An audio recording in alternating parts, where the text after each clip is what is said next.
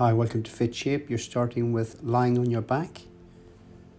This is a 15-minute mobility core and prehab workout. Starting with floor angels, lying on your back. Keep your elbows on the floor. You're going to move your hands up so your fingertips are pointing to the ceiling. Keep your shoulders pinned to the floor and your elbows should be lower than shoulder height. If you get pain in your shoulders, feel free to use cushions under your elbows. Slowly allowing your hands to go back to the floor whilst keeping the elbows fixed. Take your time. You find your own comfortable full range of movement. It's different for everyone. It could be different from your left to your right. Nice smooth full rotation. Avoid pointing the hands. Keep the wrists straight and the fingers nice and loose. Elbows stay pinned on the floor as you're rotating the forearms down to the ground.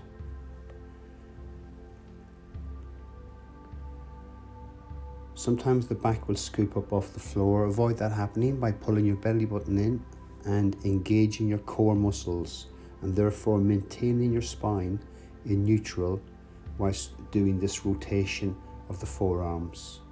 So we're mobilizing the shoulders here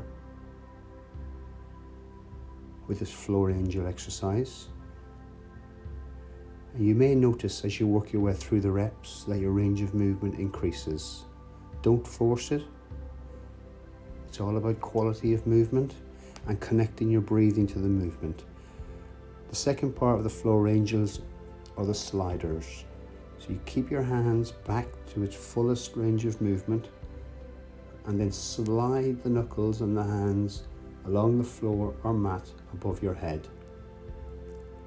Before you draw the hands down into your sides, pull your shoulder blades in and then gently slide the elbows into the sides. Keep your core switched on as again you push your hands away and slide your elbows back into your sides again.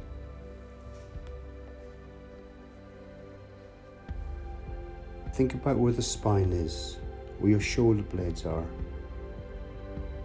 Are you breathing? It should be a nice flowing movement, sliding the hands up the floor. Or remember, if you've got pain, use cushions and common sense. Keep going. We always use a pain scale for injuries of 1 to 10. If it's above 2, stop. If it's below 2, you keep going.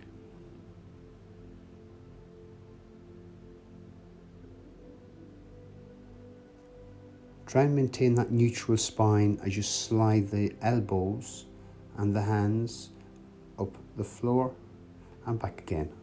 Okay, moving on to the glute bridge. Bringing your heels in as close as you can to your butt. Pushing your hips into the air, pausing for a second at the top. Progression options. It's easier with the arms on the ground, a little slightly more challenging with the arms across the chest.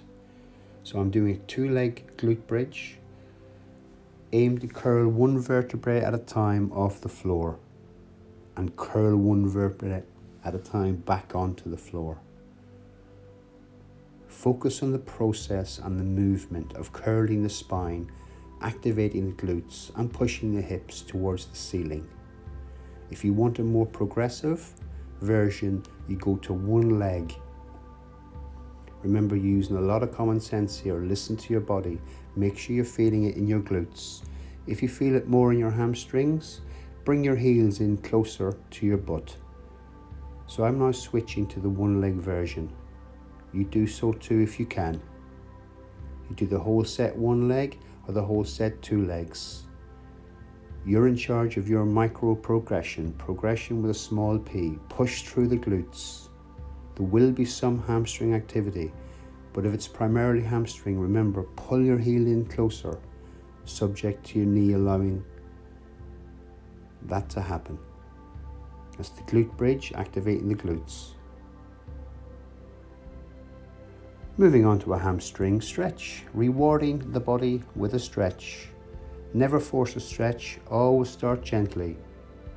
Takes a few seconds for the muscle to desensitize, and then you pull the leg slightly more towards you if you can or need to.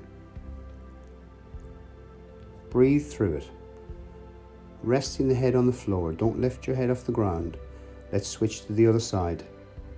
So one leg is presently bent, one leg is straight into the air. The foot's in neutral, stretching the hamstring. Breathe through it. Pull it slightly more if you can. Just on that point, if you see your foot naturally pointing towards the ceiling when you're doing a hamstring stretch, it may indicate your lower calves are very tight. Okay, we're moving on to Deadbug. Before we do, get those arms straight into the air. Lift your shoulders off the ground and then pull the shoulders back into the ground. Now when the shoulders come back into the ground, they're pinned to the floor. You can then proceed. Let's go. One arm, one leg. So it would be your right arm and left leg. Notice how the thumb and the heel always touch the floor. Every rep counts. Where should you be focusing? You should be focusing on maintaining neutral spine. In other words, don't allow your back to scoop up off the floor.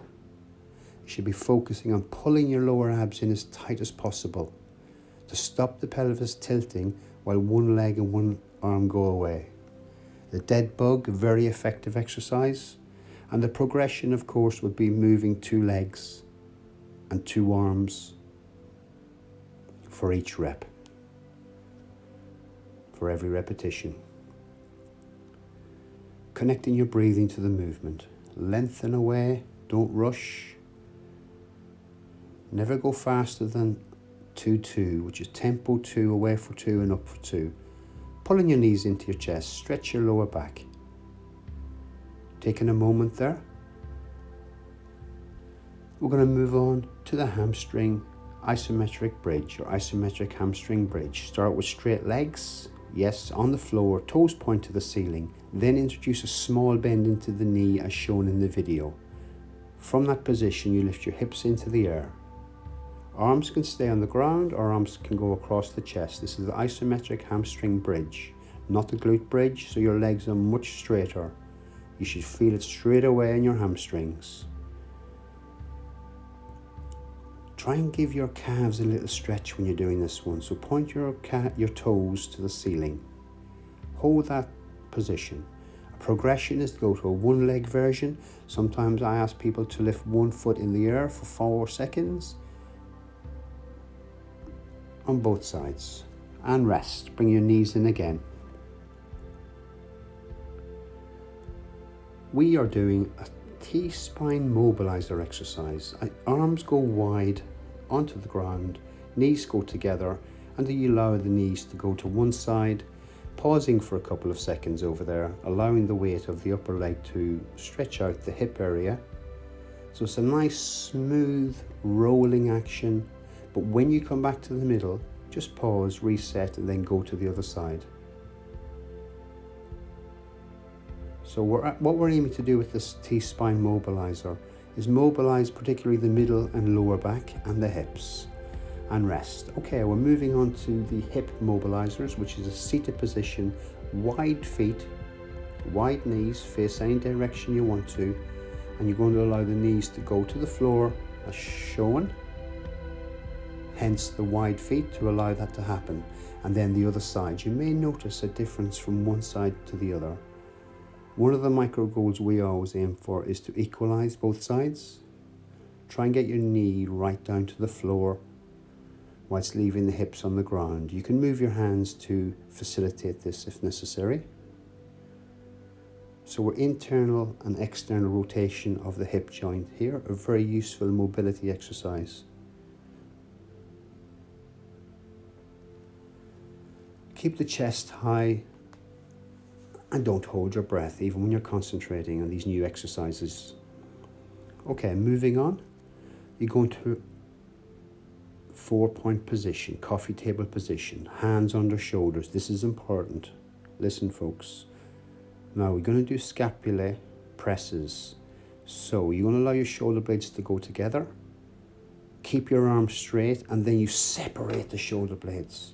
Bring your shoulder blades together. Keep the arms straight. Separate the shoulder blades. So you're retracting and depressing your scapulae, your shoulder blades, to you and I.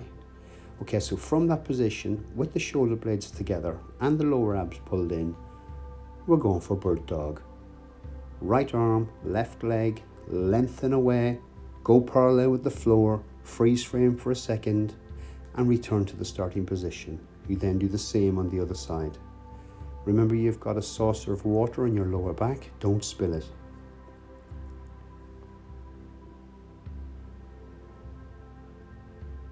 How should I breathe? Just breathe normally. If you can connect your breathing to the movement, like exhaling as you move up, inhaling as it comes down, it's quite nice because it makes the exercise more mindful. But the main thing is that you breathe your way. Keep your chin tucked in, lengthen up through the top of the head, and rest. Moving to a dynamic cat-cow. Stretch 4 times. Arch your back towards the ceiling and then come back to a neutral position. Avoid hyperextending of the spine. 2 more. You're on all 4 still, neutral, and then arch. Last 1, drop your head and back to neutral. Good job. Moving on to a Cobra Extension. Now you need to find what works best for you on this one. You can put your lying face down, you can put a folded towel, I suggest you do, under your forehead. Palms of the hands face the floor, arms by your sides. Lift the arms in the air. Squeeze the shoulder blades together.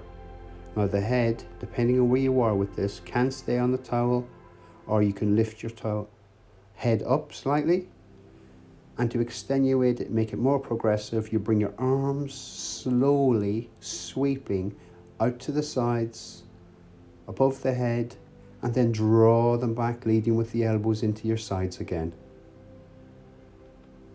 Now you can go for this progressive version, or stay stationary. The whole point is to improve the posture by drawing the shoulders back and pulling the lower abs in. That's it, well done. And again, rewarding the body with a stretch, the Cobra stretch. Lying face down. Lift your chest off the floor, allow the hips to sink into the ground.